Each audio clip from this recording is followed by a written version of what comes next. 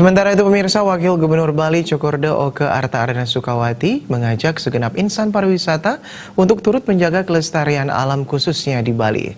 Harapannya upaya tersebut mampu mempertahankan keberlangsungan industri pariwisata Bali.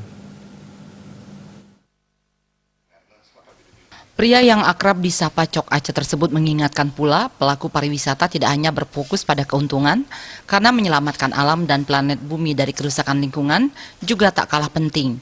Pergub nomor 97 tahun 2018 tentang pembatasan timbunan plastik sekali pakai mendapat apresiasi dari kalangan pariwisata di Bali. Sejumlah restoran dan supermarket sudah tidak lagi menggunakan kantong plastik. Polusi udara juga tidak kalah penting. Pemerintah sekarang memikirkan bagaimana memanfaatkan kendaraan bermotor dengan energi listrik. Gagasan masih dipikirkan oleh pemerintah saat ini. Beberapa kegiatan kebersihan juga dilakukan oleh komponen masyarakat seperti membersihkan sampah plastik di lingkungan pantai dan penghijauan di hulu.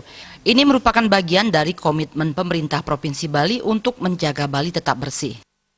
Itu terbas dipakai bagaimana menjaga Bali, di samping juga yang sifatnya kegiatan yang rutin dilakukan oleh beberapa kelompok masyarakat, kemudian oleh beberapa organisasi dan lain sebagainya, mengadakan bersih-bersih plastik, bersih-bersih pantai, demikian juga penghijauan di hulu-hulu.